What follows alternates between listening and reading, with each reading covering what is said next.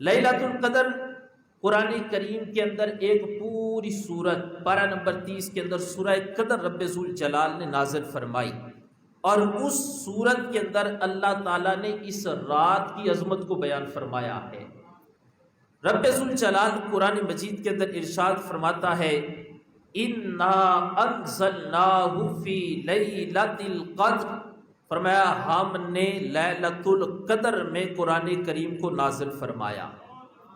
اس رات کو جو اتنی عظمت ملی ہے اس کے اسباب میں سے ایک سبب یہ بھی ہے کہ اس رات کے اندر اللہ تعالیٰ نے قرآن مجید کو نازل فرمایا ہے۔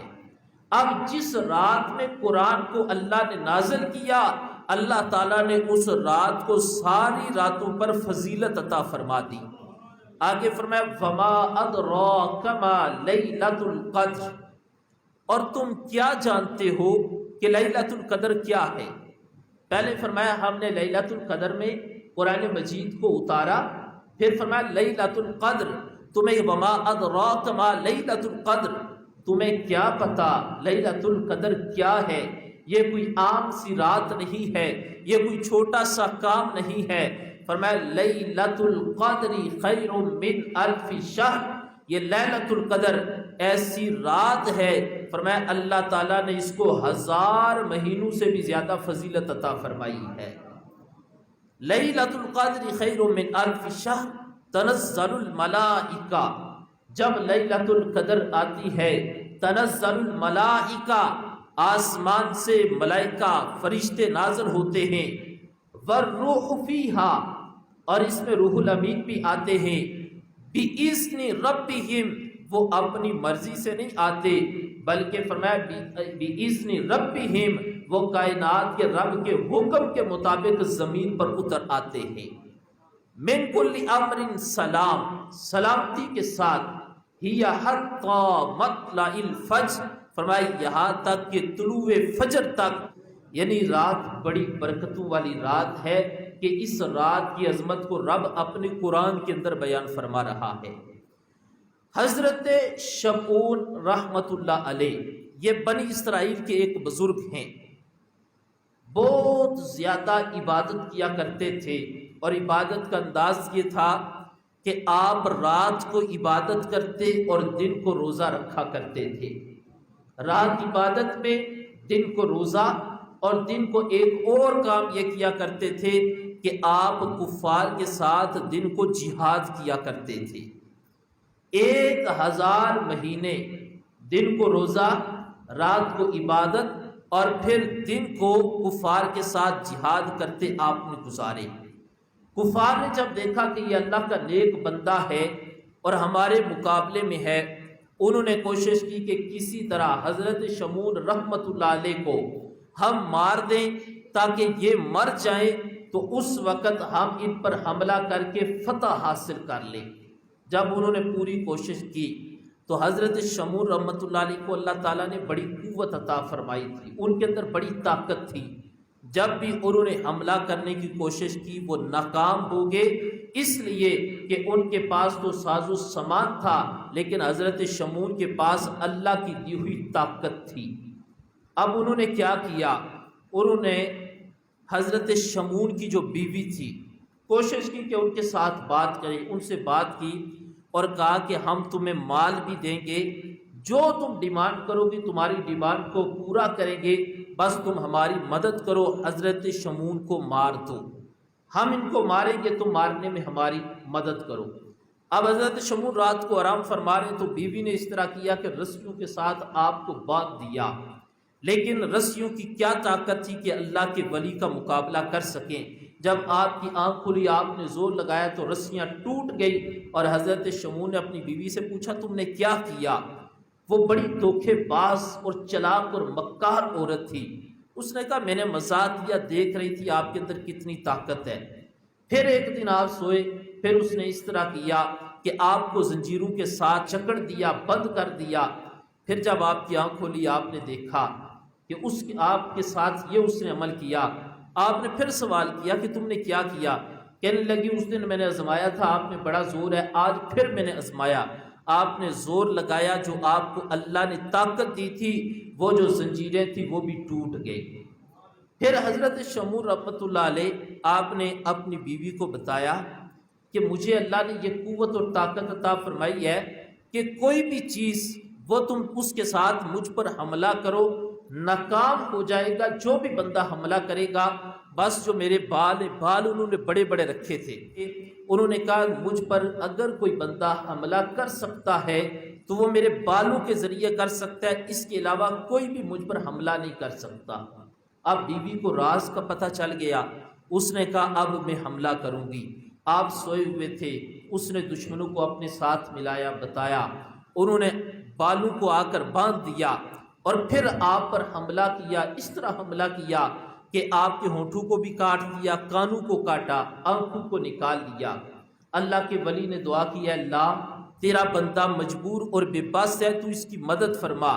اللہ تعالیٰ نے حضرت شمور کی مدد فرمائی، جو آپ پر ظلم کر رہے تھے اللہ نے ان کو تباہ و برباد کر دیا اور حضرت شمور کو ان کے عذاب سے نجات عطا فرما دی۔ اب حضور علیہ السلام کے سامنے جب یہ ذکر حضرت شمور رحمۃ اللہ علیہ کا کیا گیا، صحابہ کرام بیٹھے ذکر خیر کر رہے کہ یار وہ حضرت شمور کتنی قسمت والے تھے، ان کی اتنی لمبی عمر تھی کہ 1000 مہینہ انہوں نے نفل بھی رکھے، انہوں نے 1000 مہینہ دن کو روزہ بھی رکھا، رات کو عبادت بھی کی، 1000 مہینہ جہاد بھی کیا۔ تو صحابہ بیٹھ کر باتیں کر رہے کہ وہ کتنی قسمت والے تھے، اتنی لمبی عمر، اور جس کی عمر لمبی اس نے عبادت بھی زیادہ کی اور اللہ تعالیٰ نے اس کو مقام بھی زیادہ عطا فرمایا ہے۔ اب جب صحابہ آپس میں یہ تبصرہ کرتے ہوئے حضور علیہ السلام کی خدمت میں حاضر ہوئے، عرض کی محبوب حضرت شمور رحمۃ اللہ علیہ کو اللہ تعالیٰ نے اتنی لمبی عمر عطا فرمائی، اب جس کی عمر زیادہ ہوگی اس کی نیکیاں بھی زیادہ ہوں گی، جس کی نیکیاں زیادہ ہوں گی اس کے اعمال بھی زیادہ ہوں گے، جس کے اعمال زیادہ ہوں گے اس کا ثواب بھی زیادہ ہوگا، جس کا ثواب زیادہ ہوگا اللہ تعالیٰ اس کے درجات کو بھی زیادہ بلند فرمائے گا، جس کے درجات کو اللہ زیادہ بلند فرمائے گا اللہ تعالیٰ اس کو جنت میں مقام بھی اعلیٰ عطا فرمائے گا۔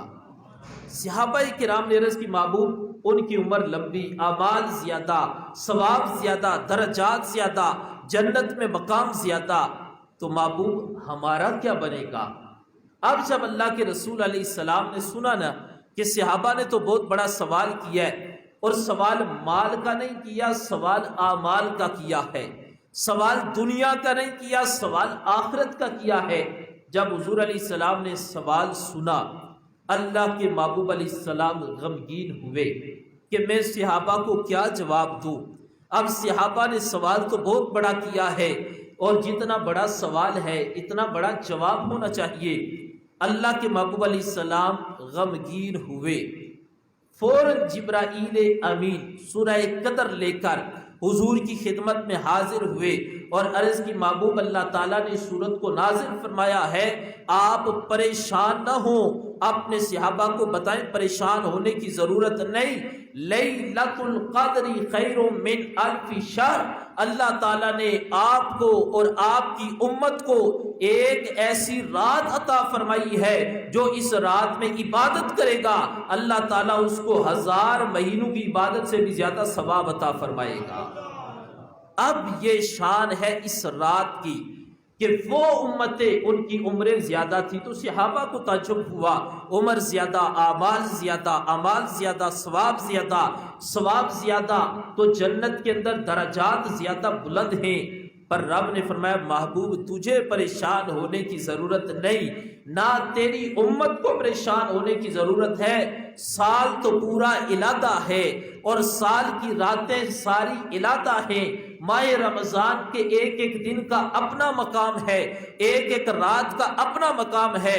فرمایا میں ایک ہی رات ایسی عطا فرما رہا ہوں، جو بندہ اس رات کو عبادت کرے گا اللہ تعالیٰ اس کو 1000 مہینوں کی عبادت سے بھی بڑھ کر اس کو ثواب عطا فرمائے گا۔ وہ رات چند دنوں کے بعد آ رہی ہے، اسی ہفتے میں۔ اب ماہ رمضان المبارک آدھے سے زیادہ گزر چکا ہے، آج 24واں روزہ ہے، چند روزے باقی ہیں۔ اگر میں اور آپ غور کریں کہ ہم نے ماہ رمضان المبارک میں کتنی عبادت کی، کچھ وہ ہیں کہ جنہوں نے بالکل روزے ہی نہیں رکھے، کچھ وہ ہیں کہ جنہوں نے چند روزے رکھے۔ اب جنہوں نے روزے نہیں رکھے وہ ان کا اور رب کا معاملہ ہے، ہمارا معاملہ نہیں۔ لیکن دعوت فکر کے لیے کہ جنہوں نے روزے نہیں رکھے ان کے لیے ابھی بھی رب کی رحمت کے دروازے بند نہیں ہوئے۔ آج بھی اگر احساس ہو جائے اور دل کے اندر یہ بات آ جائے کہ یار اللہ کا مہمان میرے ساتھ ناراض جا رہا ہے، تو جتنے دن رمضان کے باقی ہیں اتنے دن روزہ بھی رکھیں، رات کو عبادت بھی کریں اور سچے دل کے ساتھ اپنے رب سے معافی مانگے، اے اللہ مجھ سے غلطی ہوئی، میں نے تیری نافرمانی کی، ماہ رمضان کا صدقہ تو میرے گناہوں کو معاف فرما دے۔ اور پھر جو رات آ رہی ہے اس رات کو کوشش کریں باتوں میں نہ گزارے، اس رات کو اپنے دنیاوی معمولات کے اندر نہ گزارے، بلکہ یہ پوری رات کوشش کریں کہ رب کی عبادت کے اندر بسر کریں۔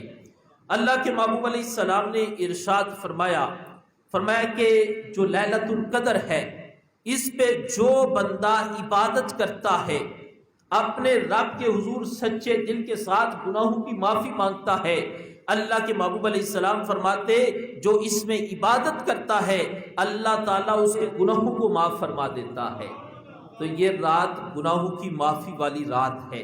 وہ بندہ کہ فرمایا جو بندہ اپنے والدین کے ساتھ نافرمانی کرتا ہے، وہ بندہ جو اللہ کے ساتھ کسی کو شریک ٹھہراتا ہے، رب کی رحمتوں کے دروازے کھلے ہیں۔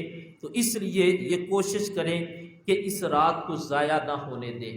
یکم رمضان سے ابھی تک لے کر اگر ہماری کوئی ایسی رات نہیں گزری کہ ہم نے پوری رات عبادت میں گزاری ہو تو لیلۃ القدر بڑی برکت والی ہے۔ اس رات کو کوشش کریں کہ پوری رات عبادت کے اندر گزاریں۔ اور پھر میں آج کتاب میں پڑھ رہا تھا کہ یہ ہرگز نہ کریں کہ نماز تراویح تو پڑھی اور رات عبادت کی اور صبح سحری کھا کر سو گئے۔ اگر بندہ یہ عمل کرے، نماز فجر پڑھنا ہم پر فرض، جماعت کے ساتھ پڑھنا واجب، ایک فرض کو ترک کیا دوسرا واجب کو ترک کیا، اگر عبادت کرنی ہے تو کوشش کریں کہ پوری رات عبادت کر کے سحری کھانے کے بعد نماز فجر با جماعت ادا کر کے رب سے دعا مانگنے کے بعد پھر آپ آرام کریں۔ ایک تو اس رات عبادت کی کوشش کریں، اور دوسرا یہ ماہ رمضان کا چونکہ اس دفعہ آخری جمعہ ہے، ماہ رمضان ہم سے جدا ہو رہا ہے۔ چند دنوں کی بات ہے، میں نے یہ اعلان کیا تھا لوگوں ماہ رمضان آ گیا، آؤ اس میں عبادت کریں۔ اب ماہ رمضان ہم سے جا رہا ہے، آیا تھا رب کی رحمتیں لے کر، جا رہا ہے تو ہمارے گناہوں کو معاف کروا کے۔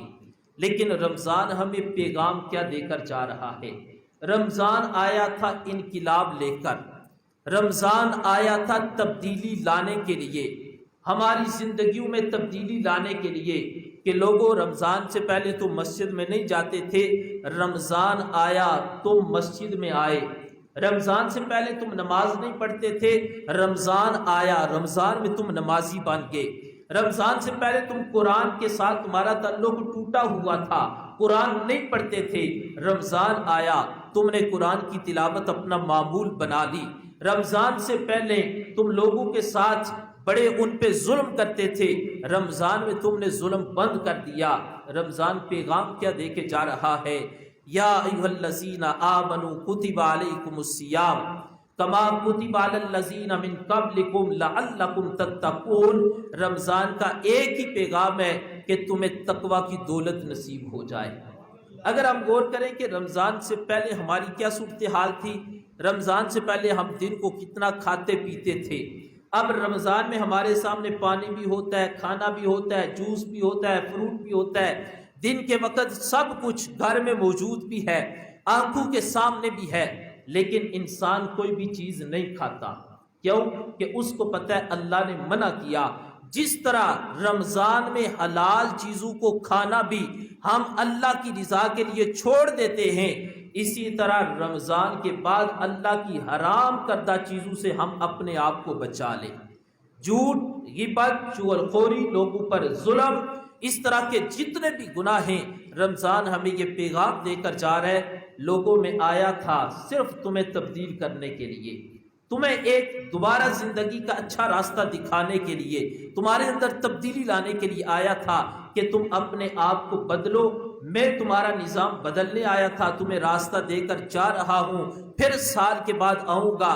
مزہ اس بات کا ہے جو راستہ تمہیں دے کر جا رہا ہوں تم پورا سال اس پر عمل کرو تاکہ اللہ تمہیں دنیا و آخرت میں کامیابی عطا فرمائے۔ تو میری دعا ہے کہ جس طرح رمضان میں آپ لوگوں نے مساجد کو آباد کیا، بڑی معذرت کے ساتھ آخری بات، ہر سال اس طرح ہوتا ہے کہ جب عید کا چاند نظر آتا ہے، عید کا چاند نظر آنے سے پہلے یعنی 29 رمضان ہو یا 30 رمضان کی صبح فجر کے وقت مساجد میں تقریباً 2-3 صفیں ہوتی ہیں۔ جب عید کا چاند نظر آ جائے، عید والے دن صبح فجر کے وقت چند نمازی رہ جاتے ہیں۔ تو ایک سوال ہے، کیا نماز رمضان میں فرض ہے؟ نماز ہمارے اوپر فرض ہے، تو اس لیے کوشش کریں کہ ہم نماز اپنا معمول بنائیں، اور رمضان میں جتنے نیک اعمال ہم نے کیے ہم ان کو اپنی عادت بنائیں۔ اللہ تعالیٰ عمل کرنے کی توفیق عطا فرمائے۔ وما علینا الا البلاغ۔